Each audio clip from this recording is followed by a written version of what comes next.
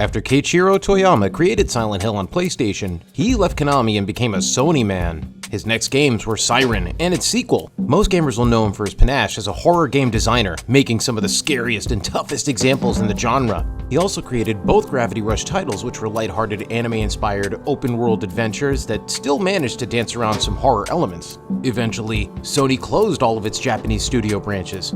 With nowhere left to go, Toyama set out to establish his own studio. His horror games follow a specific trend, usually involving cults, time loops, and nightmarish insect imagery. Toyama wouldn't have the backing of big Sony or Konami cash to realize his vision this time and instead went indie. From the brilliant mind who gave us Silent Hill and Siren, can Keiichiro Toyama frighten the world with his indie project? Is Slitterhead even a horror game? Why are there so many prostitutes, and what is a hioki? Find out in our Slitterhead review. Somewhere in Hong Kong, a Kowloon city screams under the choke of an invasion of human mimics known as Slitterheads. These creatures are Cronenbergian, Junji Ito-esque insectoid monsters that can imitate humans perfectly and grow to massive proportions. Most people don't know about Slitterheads. They're typically considered urban legends, but lately they've been appearing more often and committing serial murders.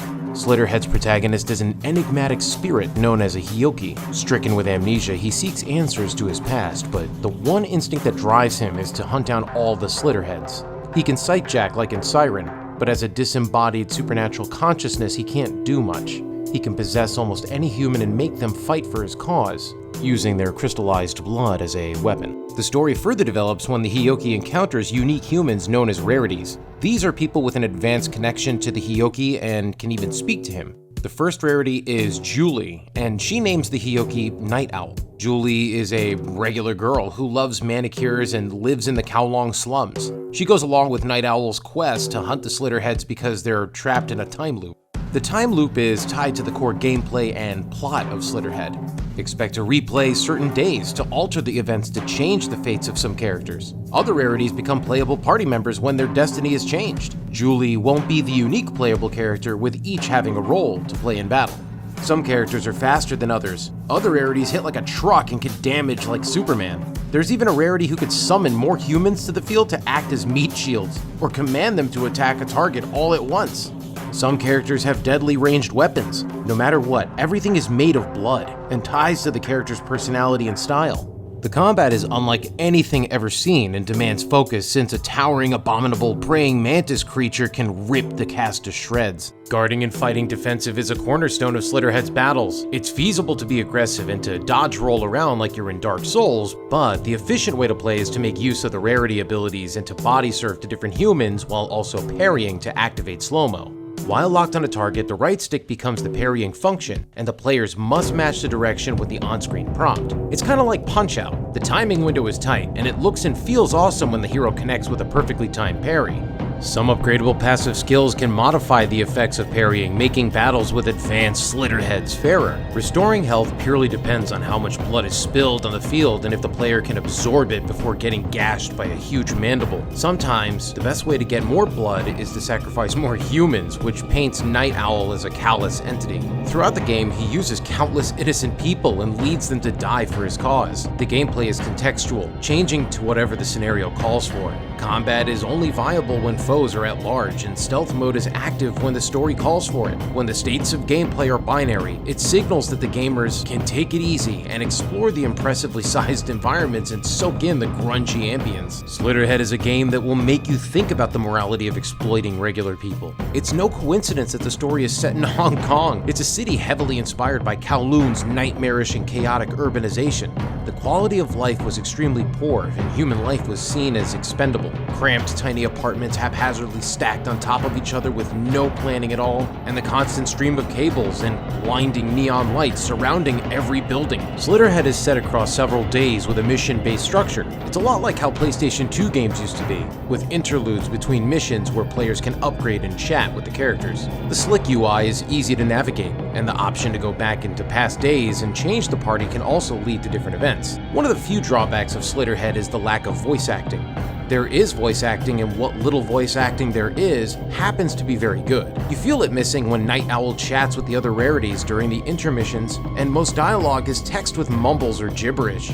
The constant reading is tiring and distracting, especially when trying to catch it all while battling a huge cockroach or while exploring for alternative outfits and upgrade points. The various generic NPs don't match the rest of the excellent visuals. Most of the time, they look like PlayStation 3 era Yakuza pedestrians. They don't have a lot of detail or expression and are designed to be meat for Night Owl's grinder. When making them suicide off a building, they don't even make a satisfying splatter crunch. It's too bad the generic humans didn't get the same attention as everything else, since they're a crucial pillar to Slitterhead's experience. The main cast in Kowloon look great. The city is slightly more ideal than the actual Kowloon. The red light district is crawling with prostitutes, and everywhere you look is cheap merchandise on sale and ghetto living conditions. The streets and rooftops look dirty, and the dank air makes your skin feel itchy and oily. The character design is not going for a photorealistic look, and Slitterhead is very manga-like with the cast. Everyone is slightly exaggerated and has a seinen-like poses and gestures. As morbid and grotesque as Slitterhead gets, it isn't a straight horror game. It has more in common with gruesome action manga like Gantz or Tokyo Ghoul. The tone is very mature, and early on there are bare breasts exposed, and it's easy to chat with female rarities in their underwear. The creature designs and animations are incredible. They flawlessly capture the uncanniness of insects and the agony of transformation. While Slitterhead isn't traditionally a scary horror game, its atmosphere and creatures manage to instill a palpable sense of unease and disgust. It's a very gory game too, with many scenes depicting Verhoeven-esque jets of blood spray, entrails spilling, and dismemberment.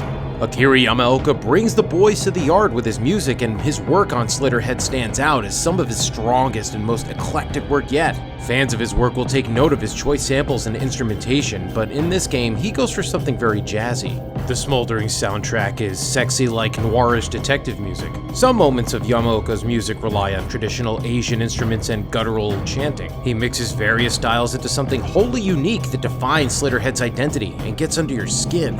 His work on this game might be his magnum opus.